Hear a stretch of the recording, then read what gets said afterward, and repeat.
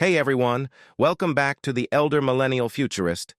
Since it's October, which is recognized as Disability History Month, I thought it'd be the perfect time to shine a light on a part of history that's rarely talked about, but is crucial to understanding how far we've come, and the work we still have to do. Today, we're diving into the story of something called the ugly laws. Now, if you haven't heard of them, you're not alone.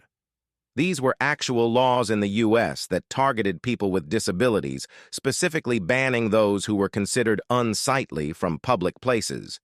It's shocking but true. These laws pushed disabled individuals out of sight, out of mind, and into the margins of society. But the ugly laws are more than just a piece of our distant past. They reveal a lot about how societies can use laws to exclude people they deem different. And even though they've been gone for a while, their impact can still be felt in the way we think about and treat people with disabilities today. So, in this video, we're going to explore what the ugly laws were, how they affected people, and why remembering them is so important, especially now during Disability History Month. By understanding this part of history, we can work toward a more inclusive future. All right. So let's start with what exactly the ugly laws were and where they came from. These laws were actually ordinances passed in various American cities in the late 1800s and early 1900s. The aim? To keep public spaces clean by banning people who were disabled, disfigured, or seen as unsightly.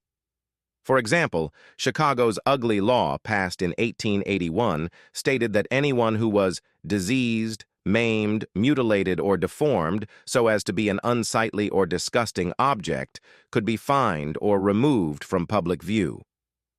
Now think about that for a second.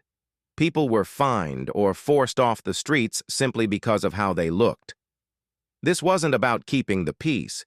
It was about controlling who was allowed to be seen and who wasn't. These laws made it clear that if you didn't fit society's idea of normal, you weren't welcome. And for disabled individuals, this was more than just a rule. It was a message that their very existence was a problem. So why did these laws emerge when they did? Let's go back to the late 19th century. This was a time when cities were growing rapidly, and new ideas about public health, cleanliness, and progress were shaping urban life. There was this focus on creating what people thought of as ideal cities, where everything was modern, orderly, and, well, pretty. But that idea of pretty left no room for people who didn't fit the mold. Disability was often linked with poverty, and poverty was considered shameful, and that led to the ugly laws, where disabled people, poor people, anyone who didn't meet these so-called standards were pushed out of sight. These laws weren't just about public spaces, they were about social control. The ugly laws essentially told disabled individuals, "You don't belong here." And sadly, this wasn't unique to just one city. San Francisco, Denver, Omaha, and others had similar laws in place.